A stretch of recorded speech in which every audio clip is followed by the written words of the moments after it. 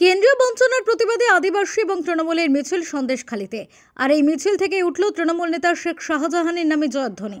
বুধবার উত্তর চব্বিশ পরগনার বসিরহাটের সন্দেশখালী 2 নম্বর ব্লকের ত্রিমোহনী বাজার এলাকায় কেন্দ্রের বিরুদ্ধে তৃণমূলের প্রতিবাদ মিছিল এবং অবস্থান বিক্ষোভ করেন তৃণমূল সমর্থক আদিবাসীরা।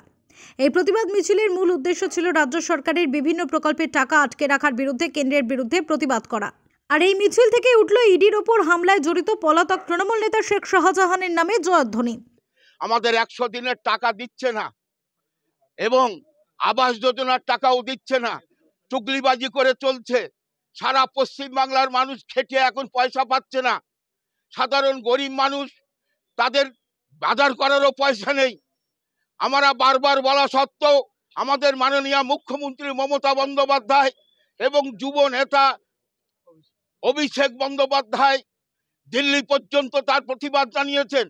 সারা পশ্চিম বাংলা আমাদের অগণিত খেটে খাওয়া মানুষ তার প্রতিবাদ করছে, অথচ চুগলিবাজি বিজেপির ওই নরেন্দ্র মোদী এবং অমিত শাহ তারা এই পশ্চিম বাংলার খেটে খাওয়া মানুষের যে 100 দিনের টাকা দিচ্ছে না, এর জন্য সন্দেশখালী 2 নম্বর ব্লকে আমরা সাধারণ মানুষ আমরা পথে নেবে তার প্রতিবাদ জানাচ্ছি।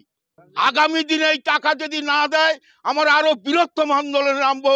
নারী পুরুষ সবাইকে, সাধারণ মানুষকে সঙ্গে নিয়ে আমরা প্রতিবাদ জানাবো। সুকান্ত চট্টোপাধ্যায় রিপোর্ট, ওঙ্কার বাংলা।